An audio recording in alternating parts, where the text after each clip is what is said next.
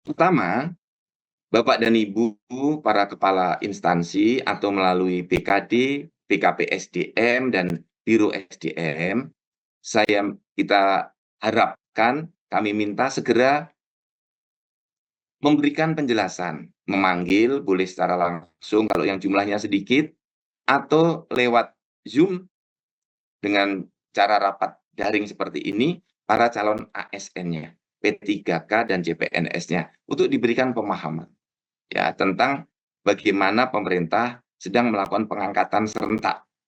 Karena ini jumlahnya sangat besar, 1,2 juta, berproses terus semuanya. Dan semuanya diberikan kepastian pengangkatan sebagai calon ASN.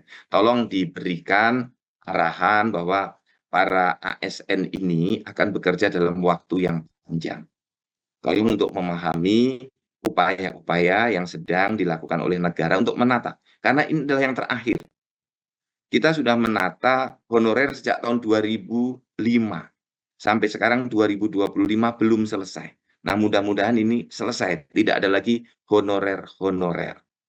Inilah tahun terakhir kita melakukan penataan ASN yang bersumber dari honorer. Selanjutnya, kita akan banyak berfokus kepada yang fresh graduate. Nah, jadi tolong Bapak dan Ibu dari kepala instansi untuk memanggil calon ASN-nya, diberikan pemahaman, diberikan penguatan. Kemudian yang kedua, sambil menunggu di bulan Oktober ini ada beberapa langkah yang bisa dilakukan. Sambil memberikan pembekalan atau pelatihan sebelum diangkat menjadi CPNS P3K. Sehingga saat masuk nanti di 1 Oktober maupun di 1 Maret sudah bisa langsung bekerja dengan baik. Dengan standar kualitas CPNS dan CP3K yang bisa siap kerja. Silakan kegiatannya fleksibel Bapak dan Ibu sesuai kemampuan, bisa luring, bisa daring. Ini juga untuk membangun ikatan dengan instansinya. Bahwa yang bersangkutan sudah mulai mendapatkan perhatian, pelatihan bisa dilakukan terlebih dahulu sesuai dengan kemampuan instansinya. Kemudian yang ketiga, instansi agar terus memproses calon ASN ini sampai selesai SK pengangkatan. Tidak ada yang dihentikan prosesnya. Jadi terus ya, dari termasuk yang dari 207 instansi yang minta penundaan tadi terus berproses ya. Jangan berhenti prosesnya. Kemudian yang keempat, Bapak dan Ibu, rekan-rekan semua, para pengelola kepegawaian untuk mulai mempersiapkan usulan pengangkatan P3K paruh waktu dari hasil seleksi P3K tahap 1. Ini jumlahnya juga besar, karena kami di BKN tidak bisa menerbitkan pertek kalau nanti tidak ada usulan dari instansi. Karena bisa saja yang akan diangkat paruh waktu ini ternyata sudah bekerja di tempat lain, atau yang bersangkutan tidak mau menjadi paruh waktu, atau yang bersangkutan sedang studi lanjut sehingga tidak mau menjadi paruh waktu, atau misalnya dia yang bersangkutan ada kendala yang lain sehingga tidak bisa mengikuti pengangkatan paruh waktu. Nah, ini Bapak dan Ibu, langkah-langkah taktis yang harus kita lakukan bersama-sama. Nah, banyak masukan pada saya. Nah, ini saya ingin mendapatkan masukan dari Ibu dan Bapak semuanya. Nanti di sesi setelah para narasumber, saya ingin ada masukan untuk Ibu dan Bapak. Saya ini mendapatkan masukan sebagai empati dari pemerintah. Banyak yang memberikan informasi pada saya bahwa ada yang keluar dari pekerjaannya, resign, karena berharap 1 April sudah bekerja, ternyata ada penyesuaian waktu ditunda sampai dengan Oktober dan Maret.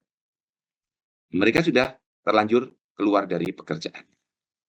Sekarang menganggur. Kemudian ada juga yang menyampaikan ke saya sudah beli tiket untuk berangkat menuju tempat bekerjanya di tanggal 1 April atau tanggal 30 Maret. Atau saat nanti setelah Lebaran sudah mulai masuk kantor. Nah, sudah beli tiket.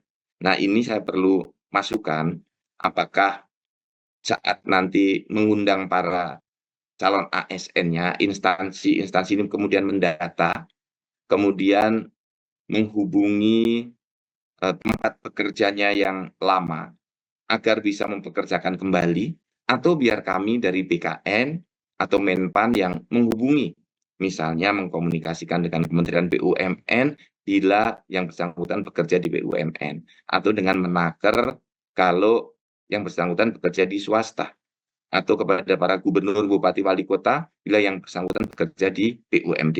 Tentu ini adalah upaya kita dalam rangka bentuk empati dan simpati kepada para calon ASN. Belum tentu berhasil upaya kita ini. Belum tentu juga dikabulkan oleh perusahaannya yang sudah ditinggal itu. Tapi kalau kita tidak berupaya, pasti tidak ada hasil. Tapi kalau kita berupaya, kemungkinannya masih ada dua. Kemungkinan gagal, kemungkinan juga berhasil mengembalikan yang bersangkutan bisa bekerja kembali sampai dengan 30 September. Karena 1 Oktober sudah mulai masuk kembali. Nah, ini saya mohon masukan dari rekan-rekan semuanya untuk yang terakhir ini. Demikian dari saya, rekan-rekan semuanya. Ini saya juga ingin mendapatkan materi yang penting dari Pak Aba, Deputi SDM kalau sudah masuk. Pak Vino, beliau sudah hadir. Download Tribun X sekarang, menghadirkan lokal menjadi Indonesia.